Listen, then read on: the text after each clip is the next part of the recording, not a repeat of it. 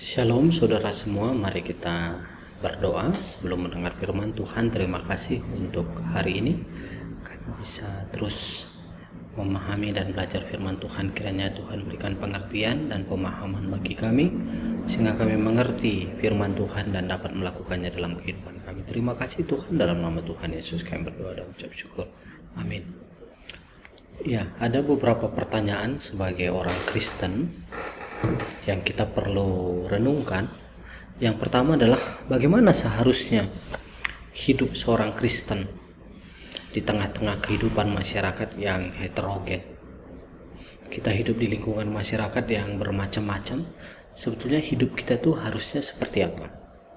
Yang kedua adalah apa-apa saja yang perlu kita lakukan agar orang Kristen terus bertumbuh. Kalau kita kembali ke Alkitab, bahwa iman itu bertumbuh, ya, kedewasaan rohani itu juga bertumbuh, dan tentu dalam pertumbuhan ada sesuatu yang harus kita lakukan. Seperti tanaman, untuk dia bisa bertumbuh dengan baik maka perlu ada nutrisi dan perawatan yang dilakukan. Seorang bayi supaya bertumbuh dengan baik dan sehat, ada makanan yang harus dia konsumsi segala macam, dan itu untuk membuat dia bertumbuh. Nah, sebagai orang Kristen, bagaimana supaya kita terus bertumbuh dan berdampak bagi orang lain? Hari ini kita melihat tentang kehidupan Kristen yang dinamis, yang dapat diilustrasikan sebagai sebuah roda. Nah, mari kita lihat terkait dengan masalah yang mungkin ratusan tahun lalu, ribuan tahun lalu sudah disampaikan dan masih relevan dengan kita sekarang. Di Ibrani 5 disebutkan bahwa tentang hal itu banyak yang harus kami katakan, tetapi yang sukar untuk dijelaskan karena kamu telah lamban dalam hal mendengarkan. Jadi ini jadi satu masalah, ya, di mana lamban mendengarkan, tidak mau mendengarkan. Sebab sekalipun kamu ditinjau dari sudut waktu, sudah seharusnya menjadi pengajar. Jadi kalau ditinjau dari sudut waktu, sejak mereka beriman, mungkin seharusnya sudah menjadi pengajar gitu. Tetapi penulis Ibrani menegur bahwa walaupun kamu harusnya sudah pengajar, tapi ternyata faktanya, realitanya, kamu masih perlu lagi diajarkan asas-asas pokok dari pernyataan Allah, dan kamu masih memerlukan susu, bukan makanan keras. Jadi ini yang mungkin beberapa kali kita bahas, bahwa seringkali kita berdebat dan hal-hal doktrin dasar pun kita belum paham sepenuhnya, belum tahu sepenuhnya, sehingga bagaimana kita bisa menjadi pengajar kalau hal-hal mendasar pun kita tidak tahu. Sebab barang siapa masih memerlukan susu, ia tidak memahami ajaran tentang kebenaran, sebab ia adalah anak kecil. Bayangkan saudara semua, secara waktu harusnya sudah pengajar, tapi faktanya, realitanya masih level anak kecil. Tetapi makanan keras adalah untuk orang-orang dewasa yang karena mempunyai panca indera yang terlatih untuk membedakan yang baik daripada yang jahat. Jadi untuk bisa membedakan yang baik dan jahat juga itu adalah terlatih, gitu ya. Artinya terlatih itu berarti sudah mengalami banyak proses di belakangnya.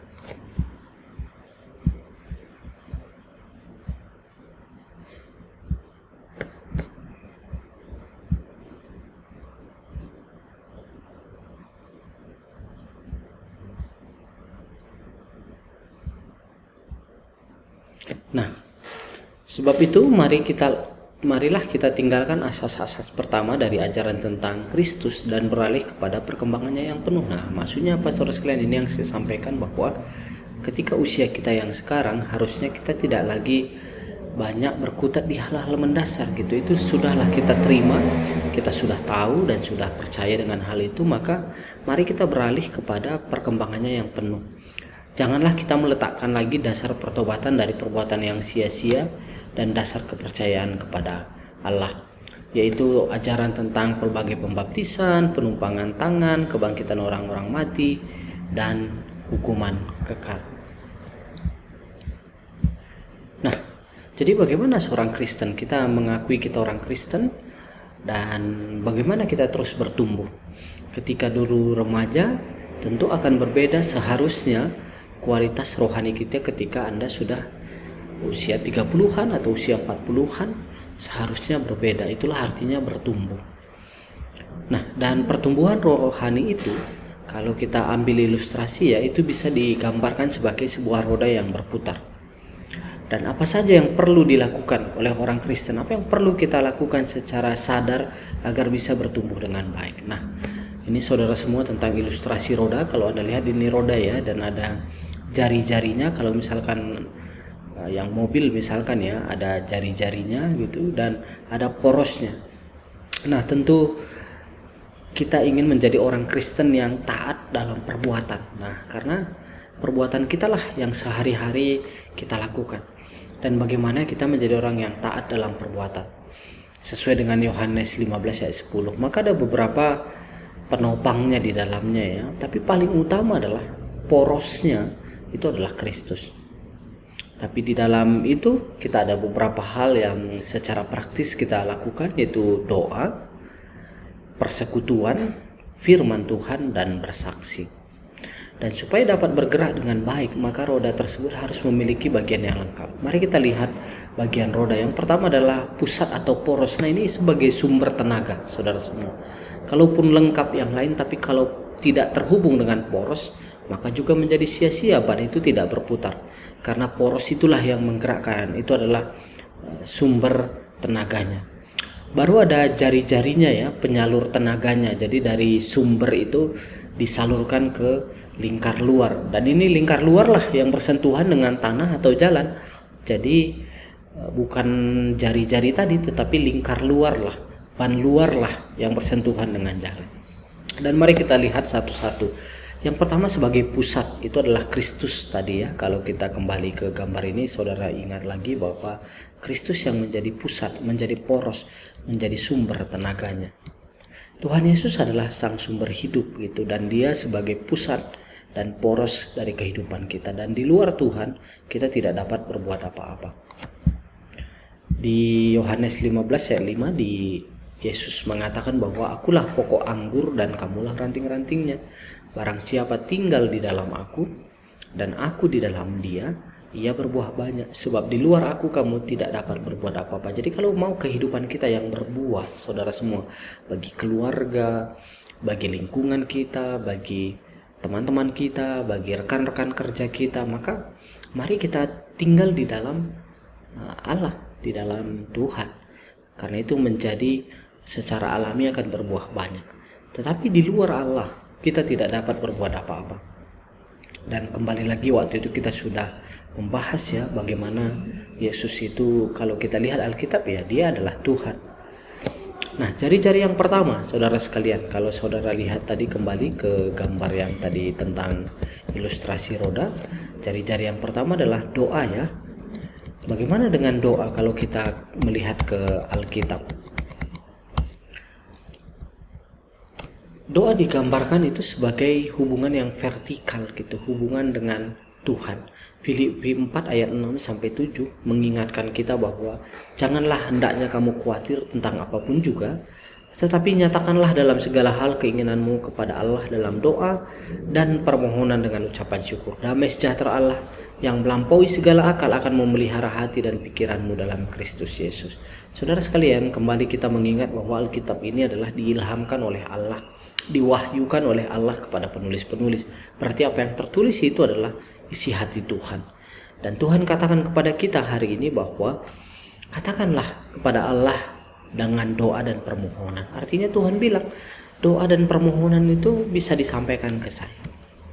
Kalau mungkin dosen gitu ya, biasanya kan bilang oke, kalau ada apa-apa bisa WA ke saya atau email ke saya. Nah, Tuhan bilang kalau ada apa-apa bisa doa ke saya. Dan bagaimana implementasinya? Mari kita bertekun dalam doa, saudara semua. Mari kita adakan waktu doa pribadi gitu ya. Jadi di mana memang kita akan berdoa secara khusus, berkomunikasi dengan Allah, dan bukan sekadar doa rutin gitu ya. Doa rutin tentu ada beberapa hal ketika makan, tidur dan segala macam, tapi mari kita berikan waktu doa pribadi gitu, di mana kita mungkin mendoakan keluarga, mendoakan apa yang kita lakukan, doakan pergumulan-pergumulan kita, mendoakan sahabat kita, mendoakan orang-orang di sekitar kita. Mari kita juga berpuasa ya, karena kalau di Alkitab salah satunya doa dan puasa itu kadang bersamaan gitu. Jadi tidak harus juga selalu berpuasa, tetapi berpuasa juga menjadi satu bagian dari ibadah kita. Dan memiliki buku doa, mungkin apa yang kita mau doakan, dan miliki pemahaman yang benar tentang doa. Karena tidak selalu doa itu wah kalau doa harus dijawab dan segala macam. Saya pikir kita sudah paham bahwa tidak semua juga doa akan terjadi, karena jangan-jangan yang kita doakan bukan yang terbaik untuk kita juga gitu, atau memang Tuhan bilang belum waktunya. Dan berikan pemahaman yang benar tentang doa kepada orang lain, dan tekankan betapa pentingnya berdoa. Jadi bagaimana kita melakukan aktivitas ini sebagai lifestyle kita, menjadi kehidupan kita sehari-hari. Mari kita berdoa untuk itu. Yang jari-jari kedua adalah firman Tuhan. Dan firman Tuhan ini juga digambarkan sebagai jari-jari yang vertikal, karena firman Tuhan adalah hubungan juga dengan Tuhan. 2 Timotius 3 ayat 16-17, segala tulisan yang diilhamkan Allah memang bermanfaat untuk mengajar, untuk menyatakan kesalahan, untuk memperbaiki kelakuan, dan untuk mendidik orang dalam kebenaran. Kembali lagi saudara sekalian, diilhamkan itu God breathed, ya, artinya Allah hembuskan. Jadi tulisan yang di Alkitab itu baik perjanjian lama atau perjanjian baru, setelah mereka proses kanonisasi, filter gitu ya, maksudnya mana yang firman Tuhan dengan beberapa kriteria, maka itu adalah memang tulisan yang diilhamkan oleh Allah, dan itu berasal dari Allah gitu. Dengan demikian tiap-tiap manusia kepunyaan Allah diperlengkapi untuk setiap perbuatan yang baik. Jadi Allah pengen kita melakukan perbuatan baik, dan apa perbuatan baik itu? Maka kembali ke Alkitab. Karena Alkitab itulah yang memang bermanfaat untuk mengajar. Jadi kita jadi tahu, kalau mengajar ya kita jadi tahu. Untuk menyatakan kesalahan kita jadi tahu, oh ternyata kalau tinggi hati itu sesuatu yang salah gitu ya. Untuk memperbaiki kelakuan, oh kita tahu bahwa hai bapak-bapak jangan bangkitkan amarah anakmu. Maka seorang ayah akan lebih sadar bahwa oh iya ya, dia harus menahan emosinya supaya tidak memarahi anaknya dan membuat anaknya kepahitan. Dan mendidik orang dalam kebenaran. Bagaimana kita hidup benar sehari-hari, bagaimana jadi mahasiswa yang benar, bagaimana jadi anak yang benar, bagaimana menjadi teman yang benar, bagaimana menjadi rekan yang benar. Mari kita kembali ke Alkitab, seperti apa menjadi manusia yang benar. Ezra sudah melakukan itu. Ezra 7 ayat 10 dikatakan bahwa sebab Ezra telah bertekad untuk meneliti Taurat Tuhan dan melakukannya serta mengajar ketetapan dan peraturan di antara orang Israel. Saudara melihat bahwa kembali seperti yang tadi ya, ada mengajar di sini. Dan sebelum mengajar, apa yang dilakukan oleh Ezra? Dia melakukan dulu sebelum mengajar. Sebelum melakukan apa? Dia teliti dulu. Dan semua itu dimulai dari tekad. Ada kemauan, ada komitmen di dalamnya. Sekarang pertanyaannya adalah, apakah kita mau berkomitmen untuk terhubung dengan Tuhan melalui doa dan firman Tuhan? Tentu ini menjadi pilihan kita masing-masing, karena kita juga memiliki kehendak bebas dalam hidup kita. Dan mengapa firman Allah menjadi penting? Firman Allah adalah pedoman utama dalam hidup. Firman Tuhan menumbuhkan pengenalan kepada Tuhan. Kita tahu Tuhan itu dari firman Tuhan. Kalau kita tidak punya Alkitab, mungkin bagi kita Tuhan itu menakutkan. Bayangkan guntur aja kita takut ya. Jangan-jangan kalau kita nggak punya Alkitab, ketika guntur terjadi, maka kita katakan wah Tuhan marah. Ketika gunung api meletus, kita bilang Tuhan marah. Dan mungkin bayangan kita Tuhan pemarah. Padahal kalau kita kembali ke Alkitab, betapa Tuhan itu penuh kasih. Dan mari supaya agar doktrin dan ajaran bertumbuh dengan sehat gitu. Jadi kita tidak lagi diombang-ombang-ambingkan oleh macam-macam pengajaran, tapi memang berakar ke firman Tuhan. Dan agar firman Tuhan lebih nyata untuk diterapkan. Mazmur 119 ayat 105, firman-Mu itu pelita bagi kakiku dan terang bagi jalanku. Jadi bagaimana supaya kita berada di jalan yang benar, tidak terpeleset, tidak jatuh. Ya, mari kita punya pelita untuk menerangi jalan kita. 1 Timotius 4 ayat 16 disebutkan, awasilah dirimu sendiri dan awasilah ajaranmu.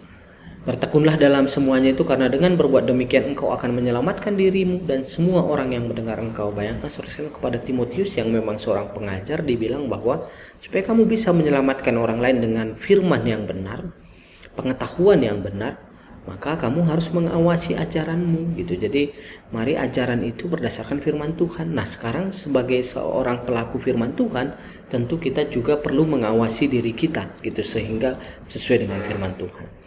Yakobus 1 ayat 25, tetapi barang siapa meneliti hukum yang sempurna, bayangkan saudara sekalian, Di Alkitab itu disebut hukum yang sempurna ya, yaitu hukum yang memerdekakan orang dan ia bertekun di dalamnya. Jadi bukan hanya mendengar untuk melupakannya, tapi sungguh-sungguh melakukannya, ia akan berbahagia oleh perbuatannya.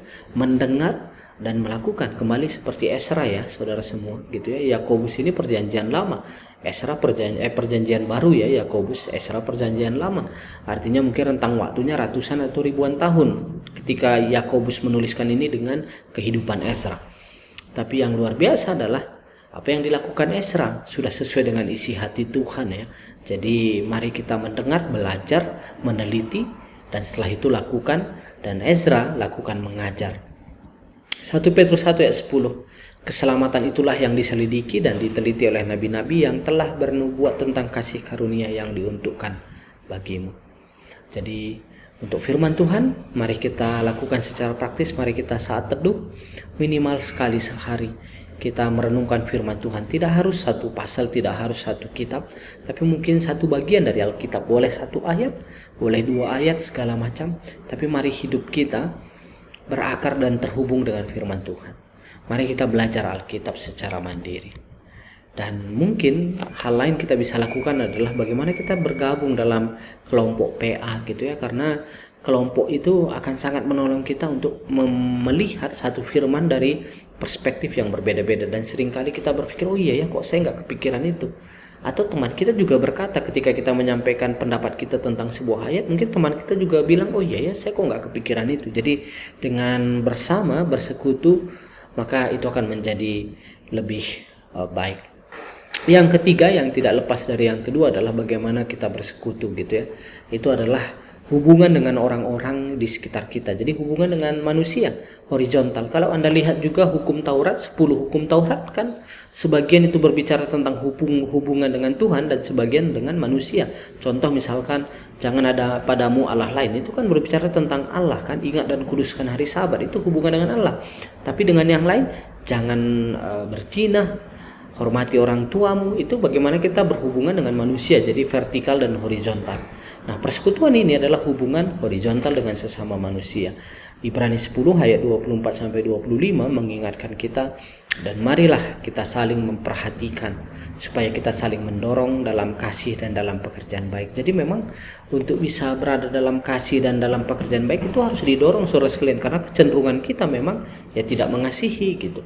Kecenderungan kita adalah me center gitu, I center, di mana kita menjadi pusat gitu. Kalaupun kita membantu orang, kita berharap kita dapat kredit dari sana, mungkin kita dipuji dan segala macam. Jadi untuk bisa melakukan sesuatu dengan baik harus ada dorongan di sana gitu. Dan mari kita saling memperhatikan dan saling mendorong. Janganlah kita menjauhkan diri dari pertemuan-pertemuan ibadah seperti dibiasakan oleh beberapa orang, tapi marilah kita saling menasihati dan semakin giat melakukannya menjelang hari Tuhan yang mendekat. Mengapa persekutuan itu penting? Karena memang secara alami Tuhan sudah ciptakan manusia ini sebagai makhluk sosial gitu ya. Makanya kalau kita lihat di Kejadian juga, Adam pun merasa tidak ada yang cocok dengan dia gitu. Dan ketika Hawa diberikan kepada dia, maka dia katakan inilah tulang dari tulangku gitu. Dan ada sukacita karena ada yang melengkapi dia gitu. Nah, Amsal 27 ayat 17 mengatakan bahwa besi menajamkan besi, tetapi orang menajamkan sesamanya. Jadi kalau saudara mau bertumbuh dalam iman, dalam kualitas rohani, maka mari persekutuan itu menjadi penting, karena kita akan ditajamkan oleh sesama kita. Dan Allah menghargai persekutuan juga.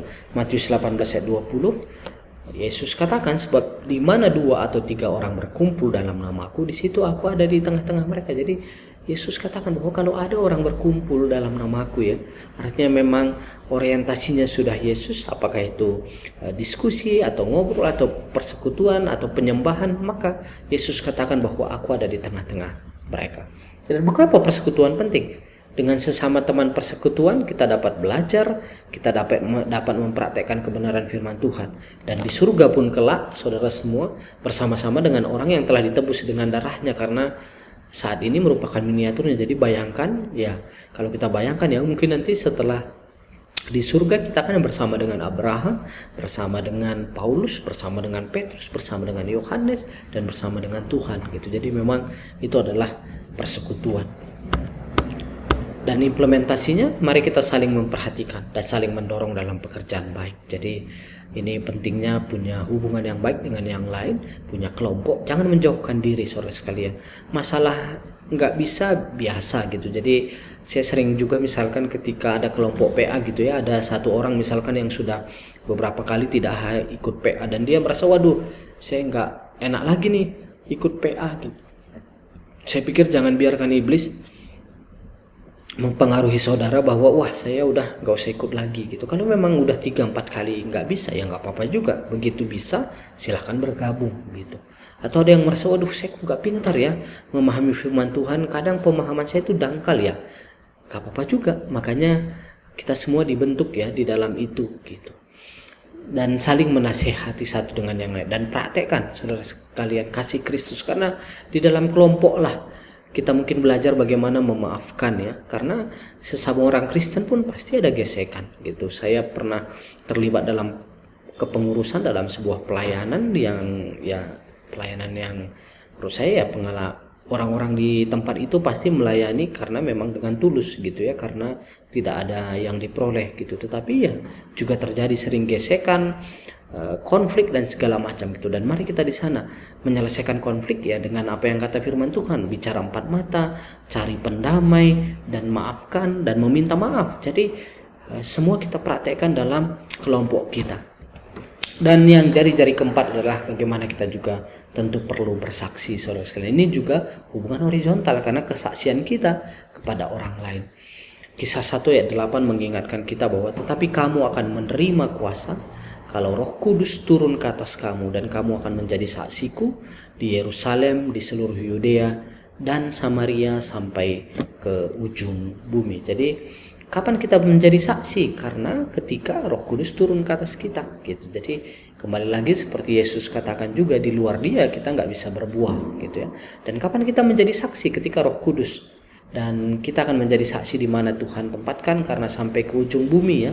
Kalau bumi itu kan bentuknya elips atau ya mungkin bulat gitu ya, dan setiap titik itu adalah menjadi ujung bumi gitu. Artinya kalau Tuhan tempatkan kita saat ini di Bandung, maka inilah menjadi ujung bumi. Jadilah kita saksi. Kalau Tuhan tempatkan kita di lingkungan keluarga, marilah kita menjadi saksi. Melalui apa kita bersaksi? Melalui perbuatan dan ucapan kita. Mari kita lihat di Matius 18 ayat 19 sampai 20. Karena itu pergilah, jadikanlah semua bangsa muridku dan baptislah mereka dalam nama Bapa, Anak dan Roh Kudus, dan ajarlah mereka melakukan segala sesuatu yang telah kuperintahkan kepadamu, dan ketahuilah aku menyertai kamu senantiasa sampai kepada akhir zaman. Ini kan luar biasa saudara sekalian. Satu bagian terakhir di 20 ini ya, ketahuilah, tahulah kata Tuhan bahwa aku menyertai kamu senantiasa. Meskipun kita merasa Tuhan tidak menyertai kita dengan pergumulan hidup kita, dengan masalah yang kita hadapi, tapi Tuhan katakan bahwa Dia sebetulnya menyertai kita senantiasa sampai kepada akhir zaman. Mengapa penting bersaksi? Ya, karena itu adalah perintah Tuhan, saudara sekalian. Dengan bersaksi kita juga dapat kuat menumbuhkan motivasi kita. Bagaimana implementasinya? Maka mari kita berdoa dan memberi sokongan kepada utusan Tuhan. Tentu juga ada orang-orang yang memang secara profesional Tuhan kirim untuk mengajar gitu ya, seperti pendeta mungkin, seperti guru sekolah minggu. Mari kita menguatkan mereka, mari kita berdoa kepada mereka. 2 Tesalonika 3 ayat 1 selanjutnya, saudara-saudara berdoalah untuk kami supaya firman Tuhan beroleh kemajuan dan dimuliakan seperti yang telah terjadi di antara kamu. Bayangkan saudara sekalian ya, Paulus pun dalam suratnya mengatakan bahwa doakan kami gitu, karena Paulus dalam perjalanan dan suka mengajar di sinagog gitu ya, di mana tempat orang biasa berkumpul dan melakukan pengkajian gitu, dan Paulus berkata di sana gitu. Ada 2 hal yang kita lakukan dalam bersaksi. Yang pertama adalah bersaksi dengan afirmasi. Jadi ini kesaksian hidup saudara sekalian. Demikianlah hendaknya terangmu bercahaya di depan orang, supaya mereka melihat perbuatanmu yang baik dan memuliakan Bapamu yang di sorga. Jadi mari orang melihat kehidupan kita dari perbuatan yang baik gitu ya. Jadi kesaksian hidup saudara sekalian. Kadang kita tidak harus bicara, tapi mari kita menjadi orang-orang yang mempraktekkan kebenaran itu dalam hidup kita gitu. Bagaimana kita menunjukkan kesopanan, bagaimana kita menghormati, bagaimana kita penuh kasih, bagaimana kita ringan tangan menolong orang lain, bagaimana kita kata-kata yang kita keluarkan adalah kata-kata yang membangun, bukan kata-kata yang membuat orang jadi sedih dan sakit hati. Mari dengan kehidupan kita gitu ya, menjadi orang yang memang bisa bercahaya di depan orang. Mari menjadi orang yang profesional. Kalaupun misalkan bekerja, bukan berarti kalau begitu wah kita bekerja dengan seadanya menyenangkan semua orang, gak begitu. Tapi mari kita bekerja dengan baik, mari kita menjaga integritas, mari kita bekerja keras, mari kita bekerja dengan sungguh-sungguh. Dan itu semua menjadi bagian yang kita bersaksi dalam afirmasi. Yang kedua, selain dengan afirmasi, maka dengan perkataan juga. Lalu ia berkata kepada mereka, pergilah ke seluruh dunia, beritakanlah Injil kepada seluruh makhluk. Jadi artinya kalau memang ada kesempatan orang tanya kepada kita tentang siapa Yesus, tentang iman Kristen, maka pakailah kesempatan itu untuk menyampaikan apa yang kita tahu dan benar. Jadi tidak sekedar bilang atau menghindari percakapan-percakapan seperti itu. Bukan debat ya, tetapi bagaimana kita diskusi, dialog dan segala macam. Jadi bagaimana implementasinya? Kembangkan kehidupan yang bersaksi, saudara semua. Jadi jangan takut, terbuka dan gunakan kesempatan. Kalau memang ada kesempatan ya silahkan sampaikanlah. Berhikmat. Mari kita menjadi sahabat bagi semua orang. Dan ada banyak ya objek kesaksian kita. Kita bersaksi dengan keluarga kita. Kita bersaksi dengan warga gereja kita. Kita bersaksi dengan teman sejawat dalam profesi kita. Kita bersaksi dengan tetangga. Baik dengan perbuatan kita maupun dengan kata-kata kita. Jadi lingkar roda orang Kristen yang bertumbuh, Yesus Kristus itu sebagai pusat kehidupan, saudara semua. Jadi mari kita ingat kembali bahwa hidup kita digerakkan oleh Yesus Kristus. Dialah sumber hidup. Di luar Tuhan kita tidak bisa berbuat apa-apa. Kita melakukan doa, firman Tuhan, bersaksi, bersekutu dan taat karena kita mengasihi Tuhan. Yohanes 14 ayat 15 ya. Doa dan firman Tuhan itu digambarkan sebagai jari-jari vertikal hubungan dengan Tuhan. Dan kesaksian dan persekutuan dengan orang percaya digambarkan sebagai jari-jari horizontal hubungan dengan manusia.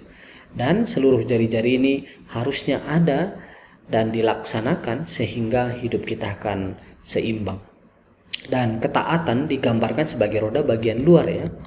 Kunci ketaatan itu, mari kita dengar firman Tuhan dengan sama di Ulangan 28 ayat 1. Menundukkan diri kepada firman Tuhan. Kalau memang Tuhan katakan itu tidak baik, maka ya tidak baik juga gitu. Kalau memang Tuhan katakan bahwa carilah pasangan yang seimbang, ya meskipun kita katakan wah cinta segala macam dan wah dia juga lebih baik ya, tapi firman Tuhan sudah katakan seperti itu gitu. Maka mari kita menundukkan diri kepada firman Tuhan. Iman yang dibuktikan oleh ketaatan kepada firman Tuhan. Jadi kalau kita mengatakan kita beriman, maka bukti iman adalah taat. Makanya iman tanpa perbuatan pada dasarnya adalah mati, kata Yakobus ya. Karena memang kalau seseorang mengatakan dia beriman, maka ada ketaatan di dalamnya. Yohanes 15 ayat 10, jikalau kamu menuruti perintahku, kamu akan tinggal di dalam kasihku seperti aku menuruti perintah Bapakku dan tinggal di dalam kasihnya. Yesus katakan bahwa dia sudah lakukan itu, sudah menuruti perintah Allah Bapa. Maka dia katakan, tirulah aku gitu. Jadi silahkanlah turuti juga perintahku.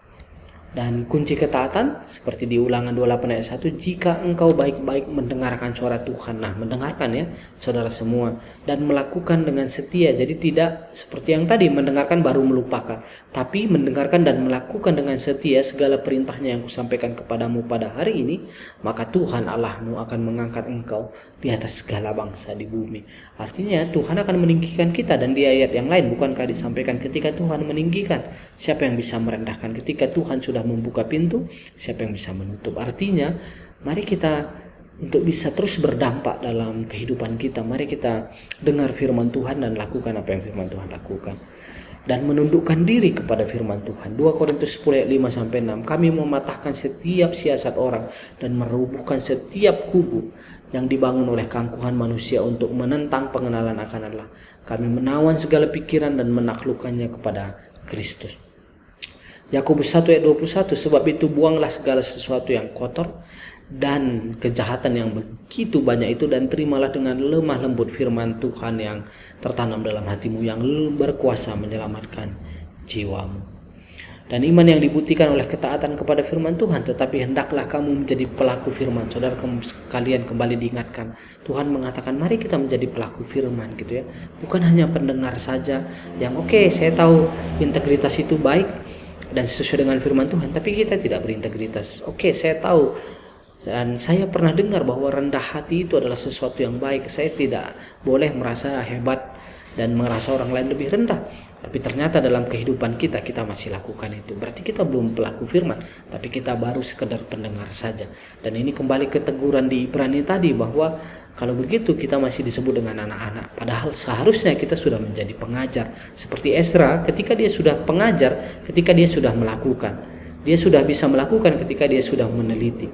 Sebab jika tidak demikian kamu menipu diri sendiri ya. Jadi ternyata kalau hanya mendengar saja tapi tidak menjadi pelaku, sebetulnya kita menipu diri sendiri. Sebab jika seorang hanya mendengar firman saja dan tidak melakukannya, ia adalah seumpama seorang yang sedang mengamati mukanya yang sebenarnya di depan cermin. Jadi ya, dia tidak melihat aslinya sebetulnya ya, karena yang dilihat kan pantulannya. Jadi mari kita menjadi pelaku. Dan bagaimana kita bersaksi dengan kesaksian hidup kita, bersaksi dengan proklamasi, dengan kata-kata kita, dan itu menjadi kunci ketaatan kita ya. Yakobus 1:22, baru saja memandang dirinya ia sudah pergi, atau ia segera lupa bagaimana rupanya. Ini tadi yang lanjutan tentang mengamati muka di cermin ya. Kita juga kan suka lupa dengan muka kita, tapi muka teman kita, muka orang tua kita ingat dengan baik. Karena apa? Karena kita melihat langsung. Tapi muka kita yang mungkin beberapa kali dalam sehari kita ke cermin, juga seringkali kita lupa.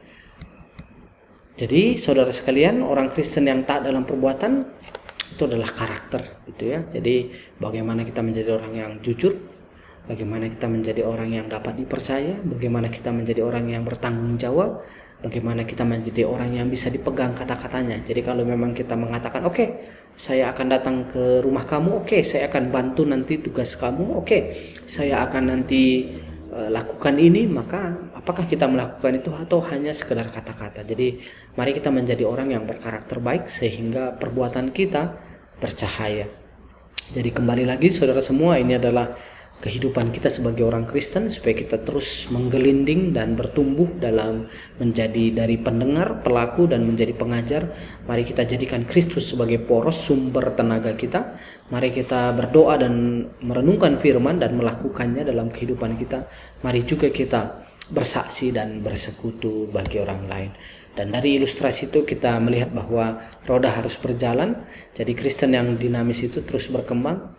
Dan jika berjalan, saudara sekalian, yang luar biasa adalah ketika roda bergerak, yang kelihatan itu adalah porosnya gitu ya, jari-jari hampir tidak kelihatan lagi.